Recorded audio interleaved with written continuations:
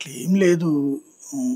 ఇప్పుడు ముగ్గురు 3 పాత్రలు పోషించే ప్రయత్నం చేస్తున్నారు. అంత మించేం లేదు కూటమిలో. హుహు. ముగ్గురు 3 పాత్రలు పోషిస్తుంటారు. ఒకళ్ళు డెవలప్‌మెంట్ పాత్ర. హ్మ్. డెవలప్‌మెంట్‌తో పాటు సంక్షేమ పాత్ర పోషిస్తారు. హ్మ్. అదే సందర్భంలో ఆ డెవలప్‌మెంట్‌కి సపోర్ట్ చేస్తూ సంక్షేమం అనవసరం అన్నటువంటి పాత్రని రెండో వాళ్ళు పోషిస్తారు. ఒకళ్ళకిచ్చారా? హ్మ్. హ్మ్. మూడో వాళ్ళు వచ్చేటప్పటికి అసలు ఇట్లాంటివి మాకు సంబంధమే లేదు. హ్మ్.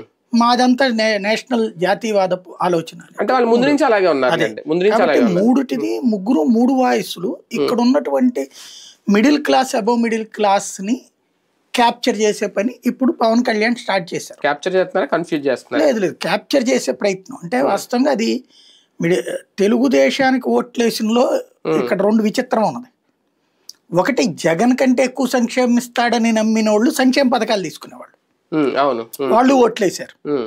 జగన్ ఇచ్చిన సంక్షేమాన్ని చంద్రబాబు వస్తే సచ్చినా ఇవ్వడం హ్మ్. పూర్తి రివర్స్ క్యారెక్టర్ అయినా. హ్మ్. కాబట్టి జగన్ని ఓడగొడితే సంక్షేమ పథకాలు ఆగి చంద్రబాబు నాయుడు దాన్ని కంట్రోల్ చేస్తాడు. ఎలా కంట్రోల్ చేయాలో ఆయనకి తెలుసు హ్మ్. అని ఫీల్ అయ్యి సంక్షేమ పథకాలు కావాలన్నోళ్ళు ఆయనకే ఓటేశారు, వద్దన్నోళ్ళు ఆయనకే ఓటేశారు. అది. హ్మ్. హ్మ్.